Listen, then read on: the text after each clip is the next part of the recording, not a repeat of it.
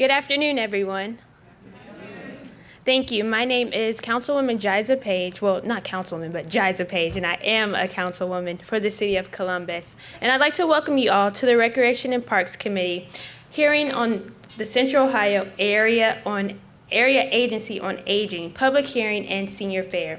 And this is the first time that we're doing this, and I wanted to take this time to really educate our aging residents and caregivers on the many resources that are offered not only through COAAA, but through other agencies that are really focusing on providing care for our residents.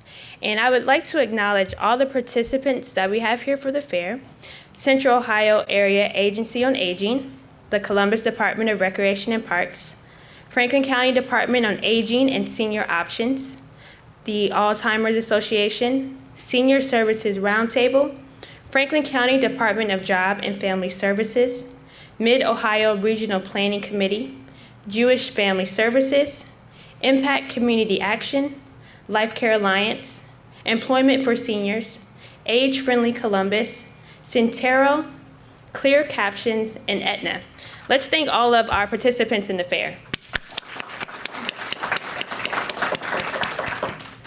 So we have 4 presenters this afternoon who will tell us about the resources that are provided. And afterwards, you can feel free to go up to any of them and myself and ask any questions. And again, any information that you gather here, please share it with our larger community. And we will start with our first presenter, the Director of Recreation and Parks, Mr. Tony Collins. Good afternoon, everybody. As Councilmember mentioned, I'm Tony Collins. I'm the Director of Columbus Recreation and Parks. I'm very happy to be here today. I'm just going to do a brief introduction of our department and talk a little bit about some of the services that we have, and then I'm going to turn it over to our major provider, our Executive Director of COAAA. But hopefully you all know that as a part of the City of Columbus, we have a tremendous amount of offerings for our seniors here in the community. We pride ourselves on serving all residents from 8 to 80 and making sure that we have opportunities for everybody and make sure those are both inside and outside. The first, of course, is our opportunities for recreation. We have 29 recreation centers. 2 of those centers are dedicated senior centers. Hopefully you've had a chance to visit the Gilley Recreation Center or the Martin Janis Center. However, we have a number of other centers that we consider what we call multi-generational, and they offer programming, again, from anyone from 8 to 80, and that includes Dodge, Marion Franklin, Lizelle, Carriage Place, a number of other community centers. So our centers are open to all of our folks in the community. We have a number of senior programs that exist outside of our centers, including our basketball complexes, our indoor aquatic center, and our outdoor swimming pools. In addition, we have the opportunities for recreation. We also make it a priority of ours to make sure that our parks are accessible to all of our citizens. We have over 353 parks in the Central Ohio region in the City of Columbus, over 8,000 acres that we maintain, and that doesn't include the 4,000 acres that we help partner to maintain and oversee in our reservoirs. So there's opportunities for outside recreation, hiking trails. We have our Walk with Doc program that we partner with the Columbus Health Department on, a number of other activities that are available to our residents throughout the community. And we hope that those are possibilities for you and for all of our partners to take advantage of. One of the things that makes us unique, in fact, we're the only ones in the state of Ohio, is we have a dedicated partnership, a committed partnership with COAAA here, as COAAA is a part of our department. They are housed here in this building, and we're so glad that we get to work with their team to provide the services throughout the region, because that is beyond the City of Columbus. It's a multi-county region customer service base that they work with, and happy that we just get to be a part of that. And of course, their executive director, Cindy, has been incredible and helped bring me along in terms of understanding all the opportunities that COAAA has to offer. So I just want to bring Cindy up and have her talk a little bit about the agency and all the different offerings that they have. Please welcome Cindy Farson.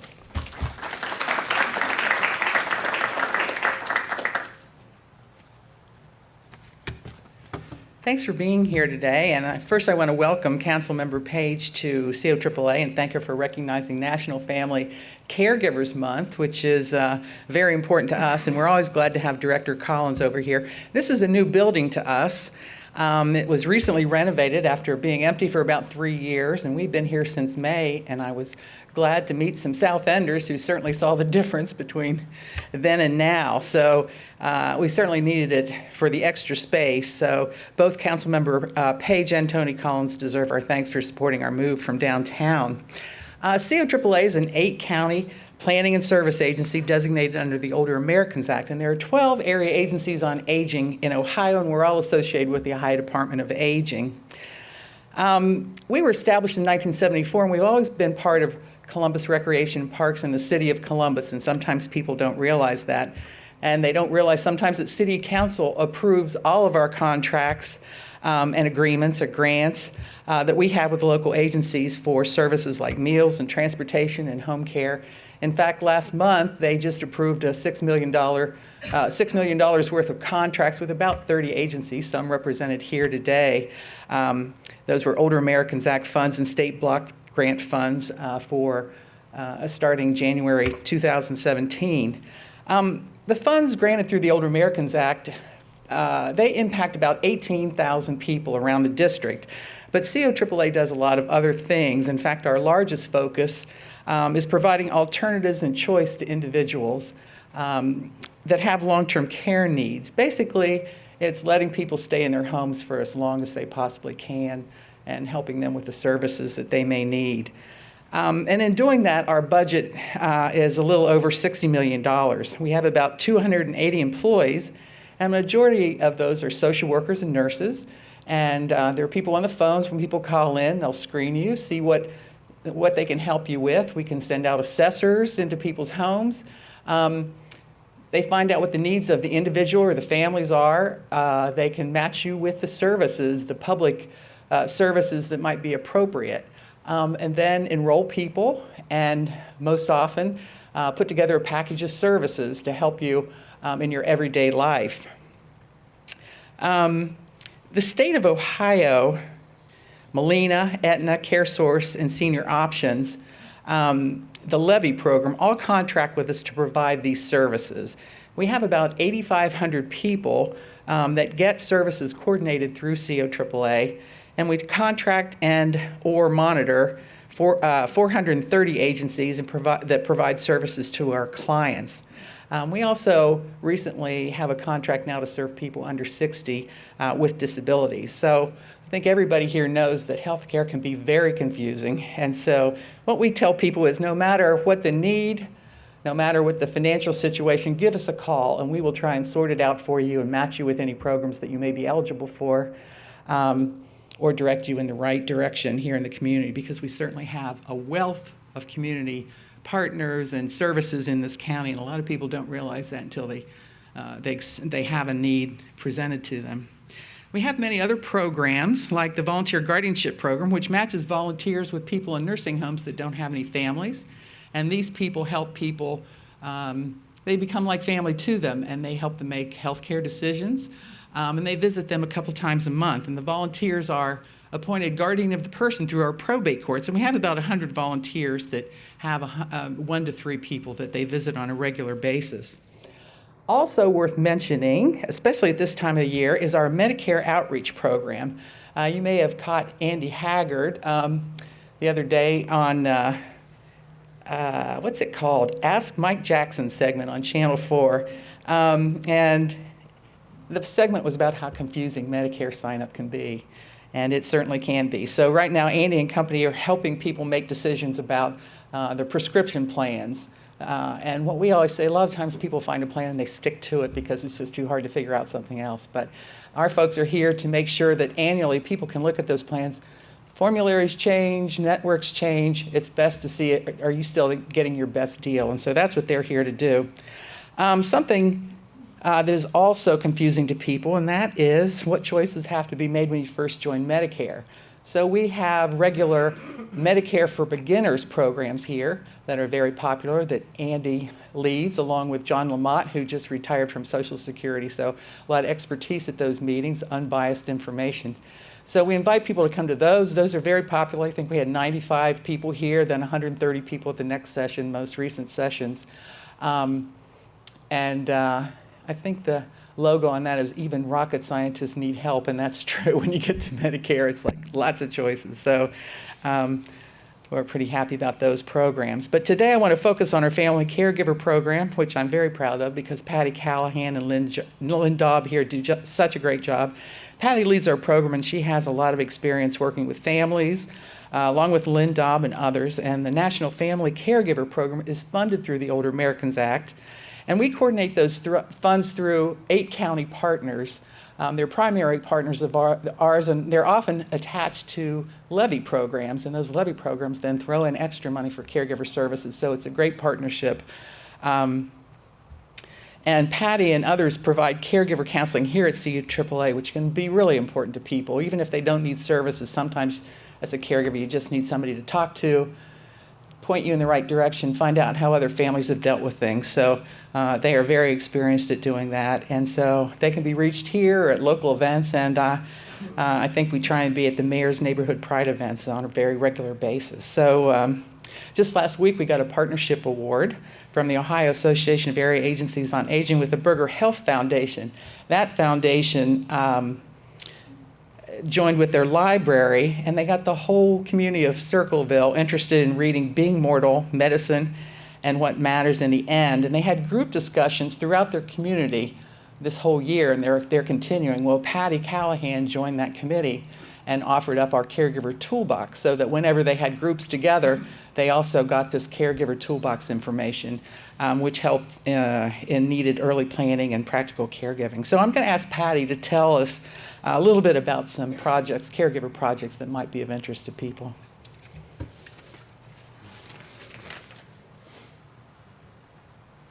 And here she is. You see, we have the blinds closed because we didn't want anybody to see how sunny now it was today. Good afternoon, everyone. Thank you for being here this afternoon. As Cindy said, I direct our caregiver program in our 8-county service area. And one of the services that's available under the National Family Caregiver Support Program is education for family caregivers.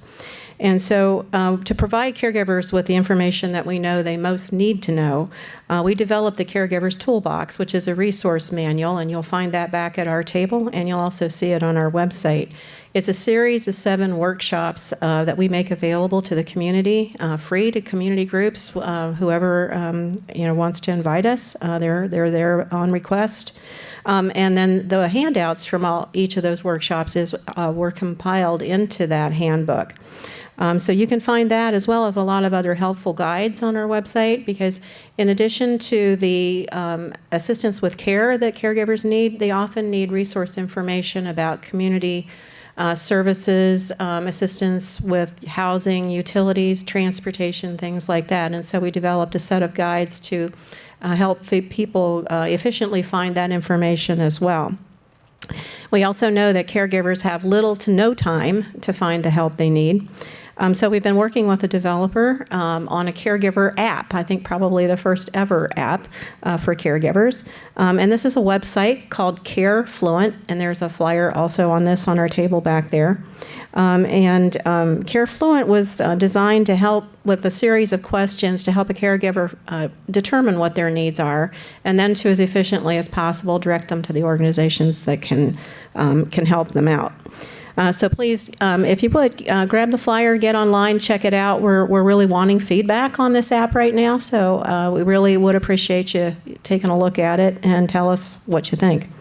And then coming in January, in partnership with the Alzheimer's Association of Central Ohio, we're going to be offering a caregiver support group here for caregivers who are caring for a loved one who has dementia. And that's going to be the 3rd Thursday of every month here at our office, 3776 South High Street, from 3:30 to 5 in the afternoon. And then also in January, we're going to be offering, and this will be a monthly program as well, a workshop called Conversations About Caregiving. We know sometimes that the support group isn't necessarily what a caregiver needs. They just need some solid information, and then they can move on from there to the next steps. And so we devised this to have enough time to kind of provide the basics that we think people absolutely need to know when they're going into caregiving, and then also give them plenty of time to ask their questions about their specific situations. and that's going to be the third Wednesday of every month from 3:30 to 5 here at COAAA. And I will just close with just what I always say, and it is, if you are a caregiver and you are in need of help, reach out please sooner rather than later. We don't want you struggling. We want to point you toward the help that you need. We can help you find programs that have government funding to help you with the cost of services. We can also help caregivers who will be paying privately for their services. So please reach out sooner rather than later. This is about being able to come through caregiving a healthy, whole human being in your own right. Thank you.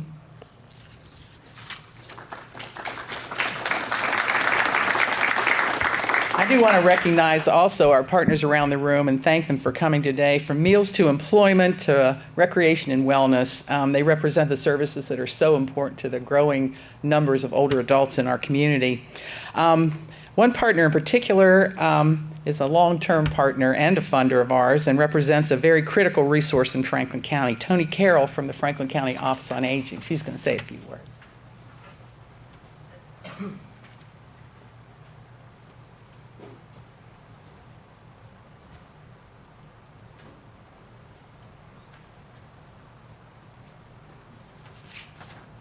Thank you, Cindy, and thank you, Councilwoman Page, for having this event. It's always important to do everything we can to make sure people are informed about the resources that they need. So I represent the Franklin County Office on Aging, which is a department of the Franklin County Board of Commissioners. And we are a strong partner with the Central Ohio Area Agency on Aging. And I love to point out that it's a strong governmental partnership as well, a very strong city-county partnership. We administer, with the assistance of the area agency, the Senior Services Levy Program, Franklin County Senior Options.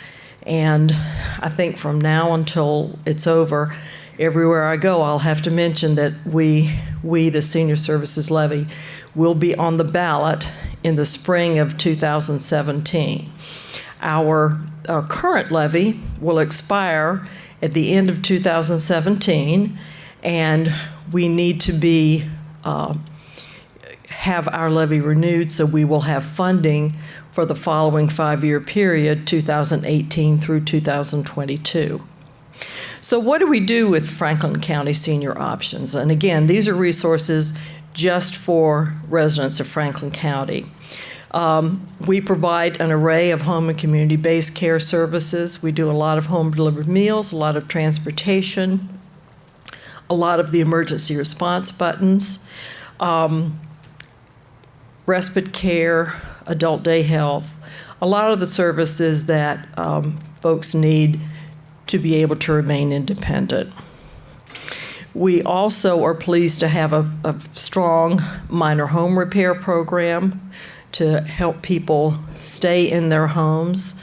I've said this over the many years I've been working with older adults, but when I was early in my career, it was surprising the number of family members who would say, "Mom needs to go to a nursing home because she can't keep the house up." Well, that's no reason to go to a nursing home. If she can't keep the house up, she needs a little help keeping the house up.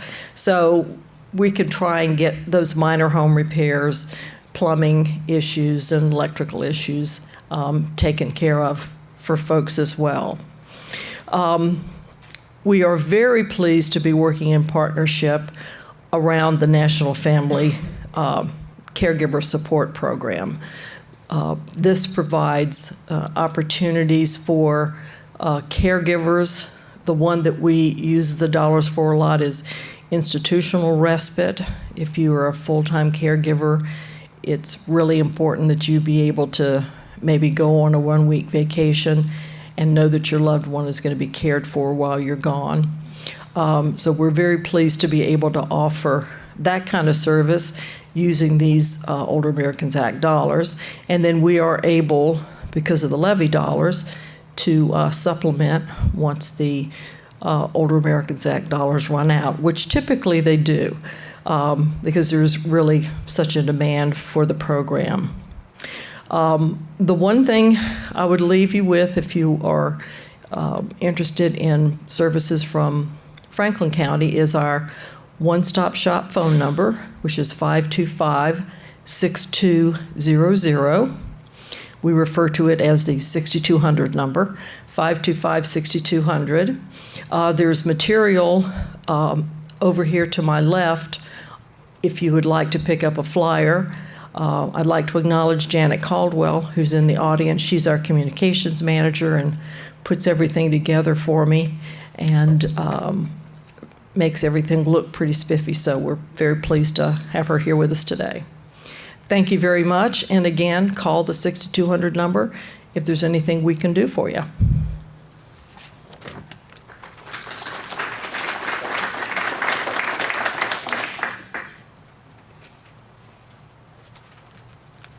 Thank you again, Cindy and Tony. I really appreciate that information. I would now like to have Ms. Fran Ryan come up to the podium and speak briefly. She is not only a former council member, one of my mentors, but she is the founder of the Senior Services Roundtable. And if there's anyone in Central Ohio who is concerned about our aging residents, that is Fran Ryan. So let's welcome her up to the podium.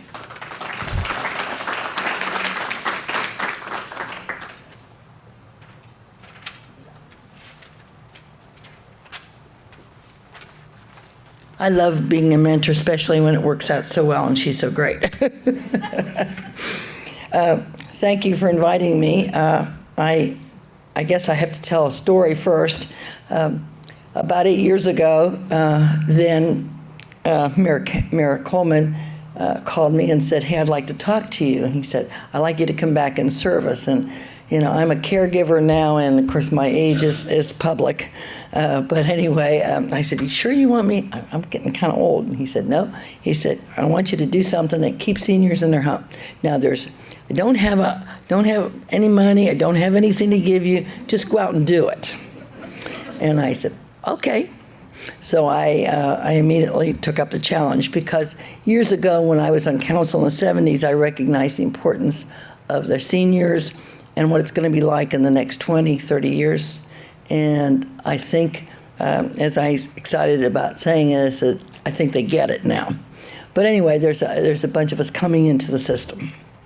And so with that, I met up with about 4 people. One was a fireman, and then I had the presence of mind of talking with Tony and Cindy, and they are what I call my department store anchors.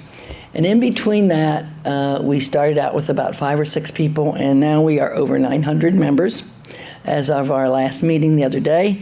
And these are all private and public sector folks who work in the system, who are absolutely dedicated to doing a good job with the public and the private sector. And that's our Senior Services Roundtable. We meet once a month. We don't get all 900 there, but we get a good portion, and some of my members are here. And it's absolutely free. We don't charge any kind of dues, but they are also a big part of the needs and the community needs for seniors and activities.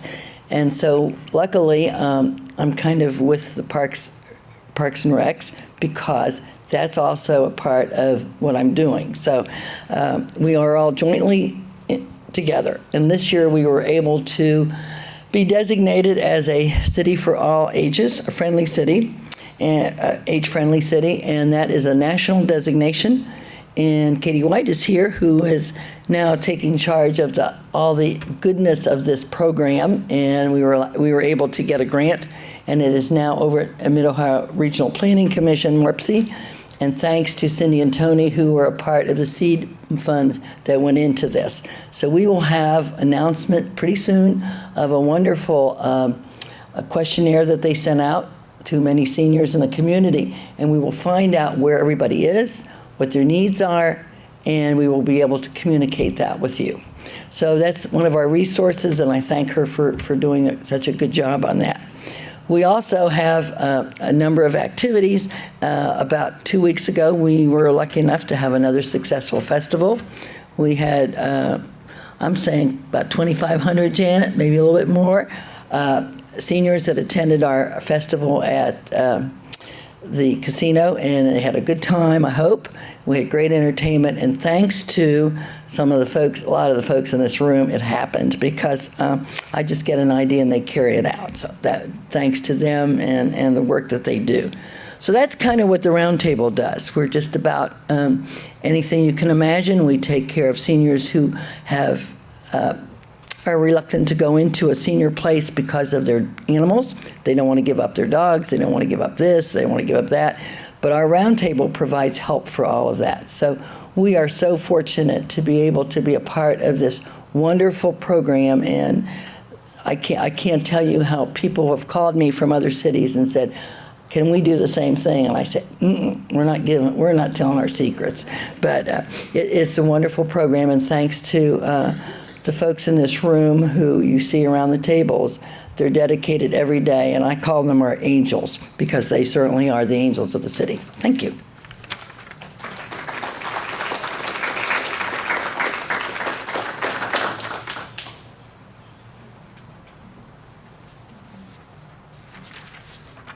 That concludes the presentation portion of our hearing. I know this is a little untraditional hearing, not only by our location, but kind of our format. But we do have one person who would like to speak today, and I would like to ask Mr. David Marshall to come up to the podium. As we do in City Hall, you have 3 minutes to speak. We don't have our timer here, but we'll kind of wave our hands around the 3-minute mark. And again, I thank you for being here, and the podium's yours. I just wanted to kind of hitchhike off the theme of being a caregiver. Some 20 years ago, I was offered an opportunity when I graduated from college to get in this business. And I wanted to get into marketing and get into healthcare. So a good friend of mine said, hey, I got a job for you. You're going to drive a truck. And so I ended up using that as my intro to healthcare. Drove throughout the state of Ohio for 4 years, delivering tube feeding supplies on behalf of Abbott Labs here in Columbus. And we did urological and ostomy tube feeding services throughout the state of Ohio. Consistently, I was in 5 to 6 nursing homes every day throughout the state of Ohio, from Portsmouth, Toledo, Cincinnati, Dayton, Cleveland, and everything in between. And through my growth and understanding the business, I was given the opportunity to get into marketing. And through that process, being a Medicare and Medicaid provider, I've seen a lot of changes with that whole process of reimbursement. The companies I work for have come and gone, and changes with reimbursement kind of drove some of that. But right now, being a caregiver, I think with your theme, is understanding change, staying in front of change. MyCare Ohio is a big driving force right now too, so we're going to kind of stay in front of that. Passport, other programs that are out there are driving kind of the change. So I really encourage you to stay in front of the change with healthcare. Really fortunate recently to get involved with Claremont Retirement Village as the new director of marketing for Claremont. We're an independent assisted living and memory care unit. I've been able to take my past 20 years of understanding change and sharing that with our residents who come to the Claremont. Some of the groups that we work with, Franklin County Task Force, Senior Services Roundtable, Central Ohio Caseworkers Association, all these are great networking opportunities for vendors and caregivers to understand change. As a caregiver, as our admissions do come in, a lot of people that I talk to now have no clue of change. And part of my understanding of helping them is guiding them through these changes that are happening with Medicare enrollment, Medicaid, Passport, other programs that they have no clue about. This morning I talked to a gentleman who had no money, zero money. And I'm in the process of understanding where to direct him, how to direct him. And so it's really heartening for me to have these type of conversations with those type of residents who are in those situations. One of my solutions was National Church Residence, who has HUD housing, those type of programs available. How did I understand that? Senior Services Roundtable group. Networking with those type of groups are directing me to help them with change. I appreciate the opportunity to talk about change today, and let's keep changing a positive movement with healthcare.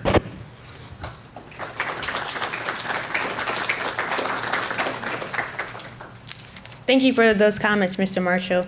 And this concludes our hearing. Again, I would like to thank everyone for attending. This is an educational opportunity for us to learn, again, what resources are available to our aging residents and also our caregivers.